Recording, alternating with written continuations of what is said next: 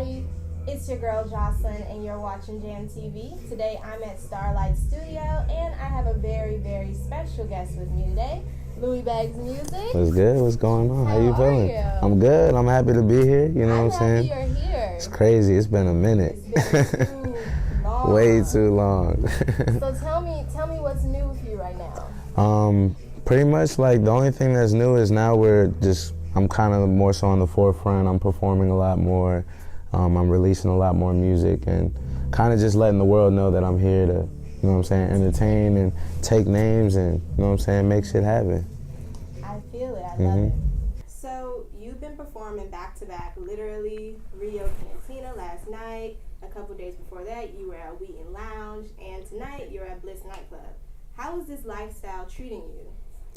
It's definitely something that you got to adapt to, especially being up at hours that you're not really used to being up, you know what I'm saying? I like to work in the studio during the day, and then sometimes at night I record, but I guess now just getting used to going out and actually showcasing the music to people is something that I'm adapting to, and you just got to make sure you take care of your health and make sure you fuel your body with all the right things you need to make sure you keep going. But it's just been a fun experience regardless to perform and do everything that I'm doing. That's great. So are you tired at all? Oh yeah. No, I'm loving it, but I'm definitely tired, but you know, I'll sleep when I'm dead, you know what I'm saying?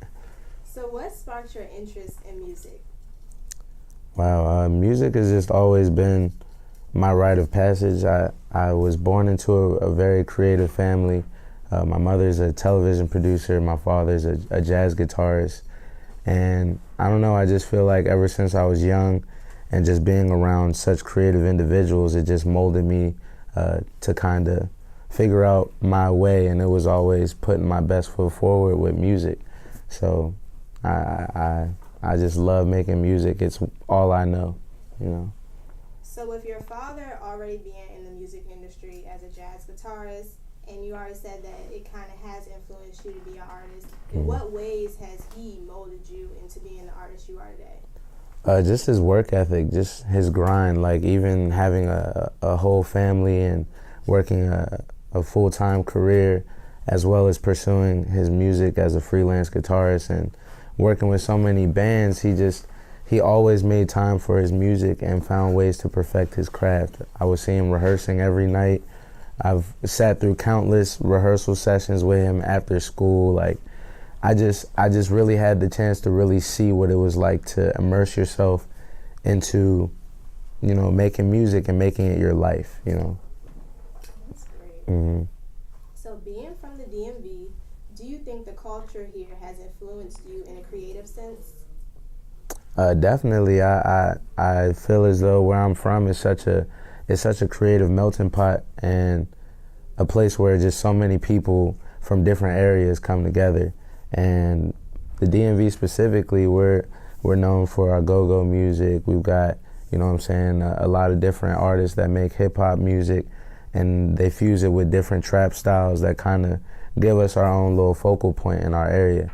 But I feel as though it's not necessarily a specific genre coming out of the DMV area. It's a nice, huge blend, and I think that we're covering all those different grounds in a real impactful way, because I just see, like, within the next 5 years, a lot more of the DMV will be within the music industry as a forefront. Definitely. So just the other day, you were chopping it up with Deanna Still. On Instagram, you mentioned that you all have some major moves on the way. Can you tell us about it?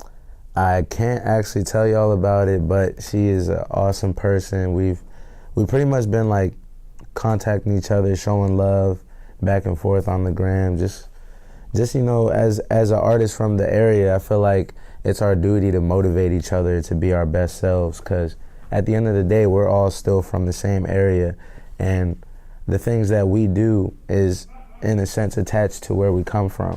So I feel as though to represent our area in a more, you know, positive light, I feel like bringing it full circle and working with other fellow great artists that match your work ethic or have some sort of creative vision on what they're trying to accomplish, it's only right to just mesh it all together.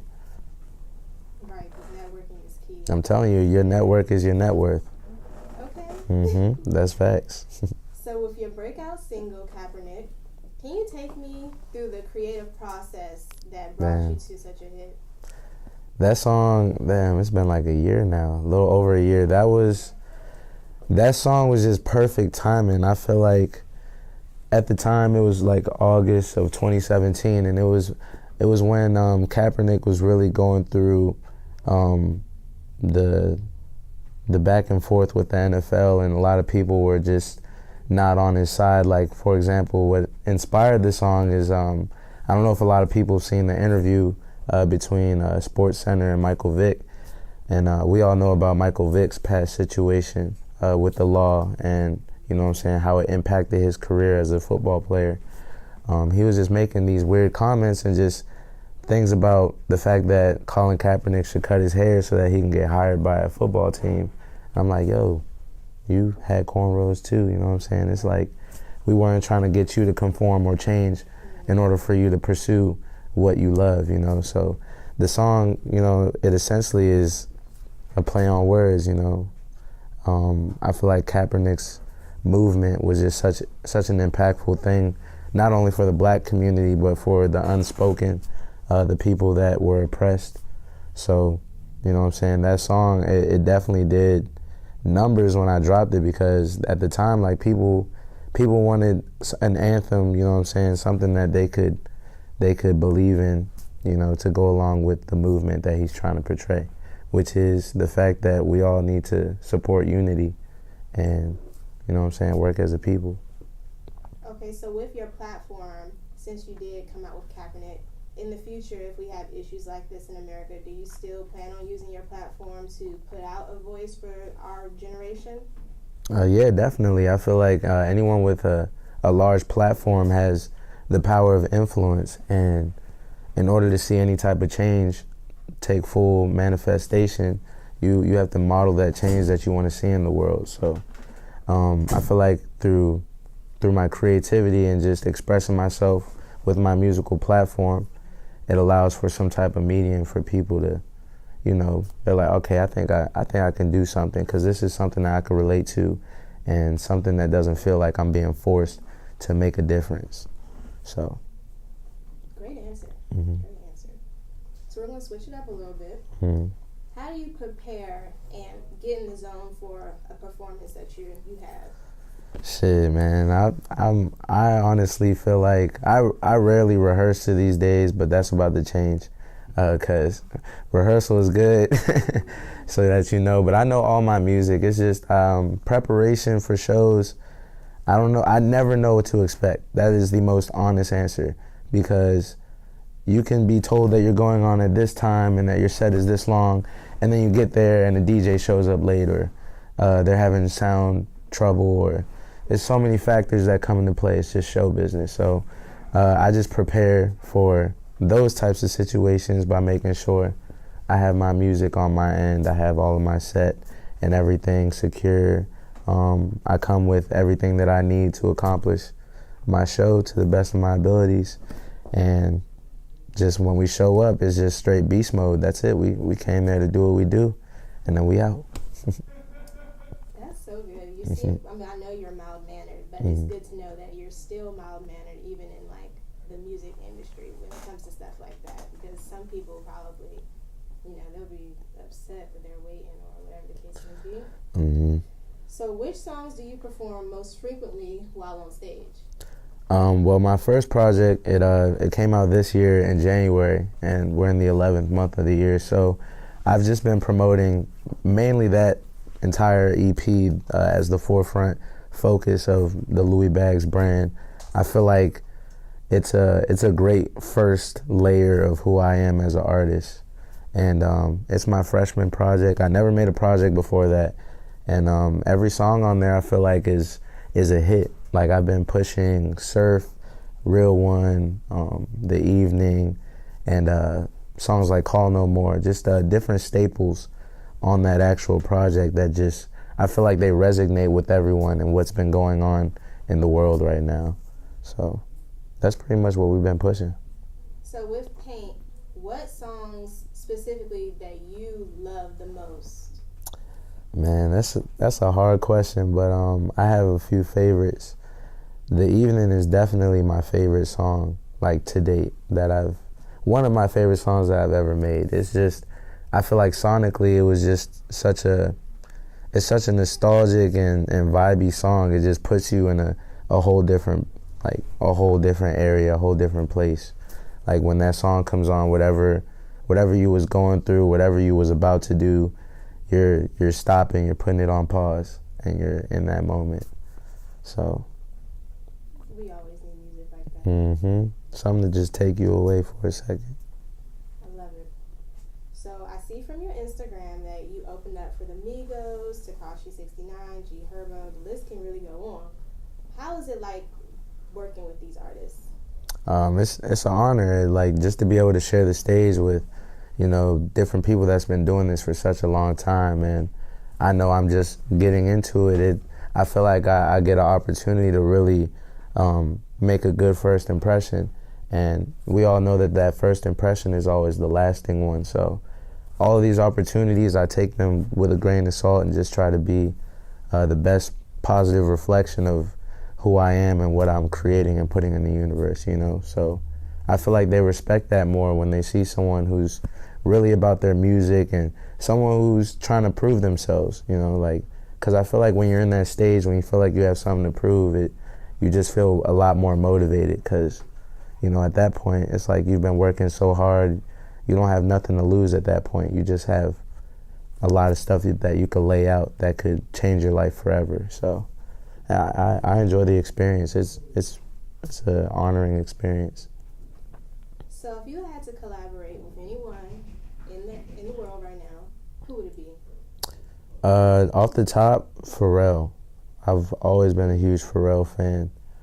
His production, his performing, everything. Like, he's just like a overall creative individual that I feel like we would just feed off each other's energy, and it would just be completely organic. I agree. That would be a really nice. It would be crazy. It would be great. Coming soon, one day. So do you have anyone you consider to be a mentor in the industry, and how has their advice helped shape you as the artist today, if so? I wouldn't say I have like one direct mentor. I learned a lot from my parents because they're very familiar with working in the entertainment industry, and they always drop a lot of gems on me and tell me just, make sure you're being true to yourself, don't oversell yourself. And, when you're maneuvering with these people who are established, quote unquote, or people that have some sort of, have a lot of resources to offer based on the work and time that they've been grinding. When you surround yourself around those established people, if you carry yourself with a mindset as if you're already on their level, regardless of what you got in your pocket or your bank account, it can be a relationship that can get fostered for a long time. You can build that relationship with these people, and they'll see the potential and the worth in you regardless of what you have, like, financially, So do you ever feel like the underdog? Oh yeah, definitely. I always feel like the underdog just because I feel like there's just so much other people out here that's working harder than me, and people that are in positions that I know I could be in, just off of the strength. So I try to make sure that I don't ever skip a beat and just make sure I'm in my bag and always grinding. That's why they call you Louie Bagz. That's Louie Bagz. What can I say? I got to live up to my name. So 2018 has been quite a busy year for you. Earlier this year, you released your Paint EP, and all that coming full circle to your self-made tour. Mm-hmm. Tell us how it feels to just be honing in on your skills and working so hard to get to where you are. I mean, I feel like I've been doing this for such a long time. I started recording music back in 2008, 2009. I was in 8th grade, about actually like 10 years ago now. I've been just off of infatuation with creating. Auto-tune was just something that always inspired me. It was just a tool that was just crazy, like computer generating your voice and everything. It's just a different way to really hear yourself. And I wanted to learn how to master using that tool within creating music. And so I bought a headset microphone from Walmart, and just pretty much from there, I messed around with Audacity and Cubase and a bunch of different other softwares. YouTube was my teacher, and just off of the simple love of music, I just tried to take it somewhere else that I never did before. And I'm thankful that I did that, because today, now, I'm using a lot of the different things that I was learning back then to propel my music career forward. And I feel like you never really stop growing or never stop evolving with the music, because as you see, 10 years ago, music sounded completely different to what it sounds like now. And so just as an artist, I feel like you're never satisfied, and you're always going to be revealing layers and pieces of who you are. You never let people know who you are in one song or in one project, because it's just so much. Like it's so much in a nutshell. So how would you define self-made? Self-made meaning you're pretty much, your fuel to success is completely from blind faith. It's from believing in the potential that you possess. It's actually noticing potential and taking action. There's people who have potential and are idle. When you have potential, that's like having a leg up versus someone who doesn't really know what they're capable of doing or know something they're good at. So I feel like potential is something that you kind of have to build and evolve upon. And I've always known I had the potential to be something great, which is why I do what I do, because I know every time I do what I do, something great comes about of it, whether it happens instantly or in 2 weeks, a year. You know what I'm saying? You get what you give. That's all I can say. So 8 different states, 40 shows, almost in the bag for the Self-Made Tour. What was one of the dopest moments you've experienced while on tour? Man, there's so many moments. When I was on Power 105.1 with Nyla Simone, it was crazy. I was doing the freestyle segment, and while I was freestyling, T Grizzly literally walked into the studio, and I thought he was T-Pain at first, because all I saw was his dreads. So in my head, I'm rapping and looking at the camera. I'm like, oh shit, that's T-Pain. I'm like, oh wait, no, that's T Grizzly. And he started bobbing his head, like everybody, his bodyguard, everybody just bobbing their heads to me rapping, and I'm in my head like, damn, like I'm rapping over a computer speaker, and these guys are like all in here just vibing. So like I said, you get what you give, and everything is what you make it. And that was definitely like a crazy moment, just to be able to organically perform and spontaneously rap in front of someone who's actually doing it and getting paid to do it, So that was a real cool experience. Okay, so talking about moments or experiences, what is that one moment or experience that without it, you wouldn't be the artist you are today?